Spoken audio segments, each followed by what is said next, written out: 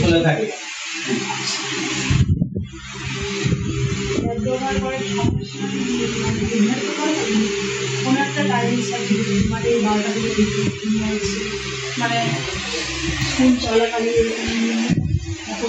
Actually ল্যাবগুলো teaching learning এর জন্য প্রয়োজন, কিন্তু হচ্ছে যেমন এক্সট্রা কিছু জানার জন্য সবসময় খোলা থাকে। ল্যাবের যার যখন প্রয়োজন হয় যখন তখন তো আসতে পারবে না, নির্দিষ্ট টাইম। সেটাই জিজ্ঞাসা করছি।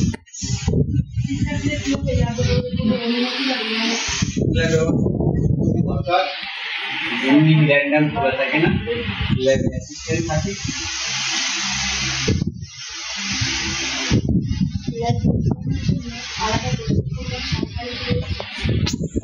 সহকারী দরকার, কিন্তু ওই বিষয়ে টিচারকে দায়িত্ব দেওয়া হয়, ওই বিষয়ে টিচার দেখবে।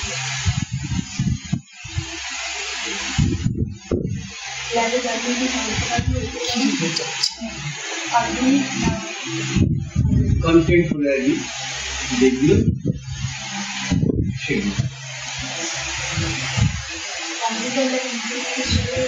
সব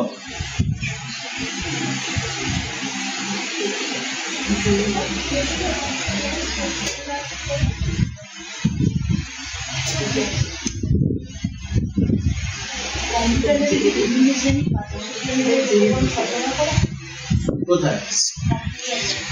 হ্যাঁ হ্যাঁ,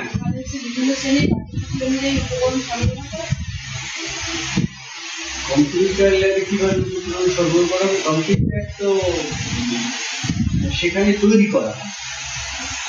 বিভিন্ন ধরা যাক সোশ্যাল সায়েন্সের জন্য তারা পিপিটি তৈরি করে, সেটা ওরা তৈরি করে।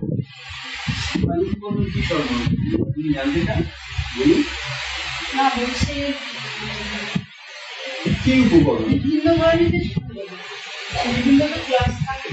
বিভিন্ন ধরনের স্টুডেন্ট বলতে আমার এখানে শুধুমাত্র ডিএলএড স্টুডেন্টরা আসে, আর তাছাড়া বিভিন্ন সময়ে বিভিন্ন সময়ে আমাদের শর্ট টার্ম যে ট্রেনিং গুলো হয় হাই স্কুল টিচারদের নিয়ে, তারপর প্রাইমারি স্কুল টিচারদের নিয়ে, অন্য অন্য টিচিং লার্নিং এর জন্য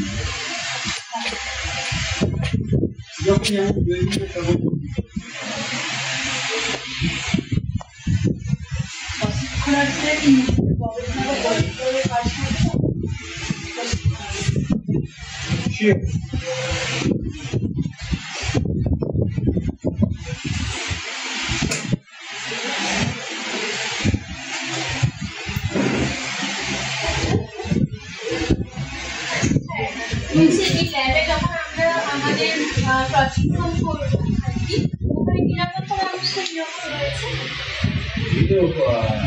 ফায়ার এক্সটিংগুইশার আছে। আর কি নিরাপত্তার কথা জানতে চাইছি?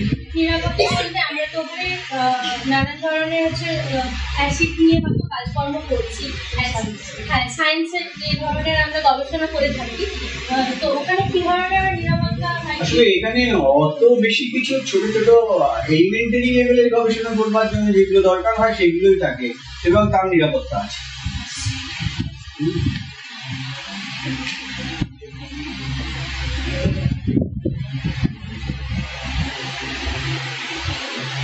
আচ্ছা, এখানে ল্যাবে ব্যবহারের জন্য কোনো রকমের কি আলাদা করে কোনো ফিস দিতে হয়?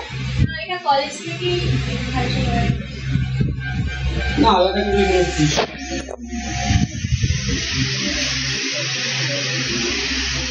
ওয়েলকাম। আমরা যে ধরনের প্রশ্ন বললাম তো সেই ধরনের প্রশ্ন আছে, তবে আমাদের যেটুকু জানার আমাদের মোটামুটি আমরা আপনার থেকে জানতে পেরে। ঠিক আছে, উনি আমাদের ইংরেজি ম্যাডাম দীপিকা ভূঁইয়া।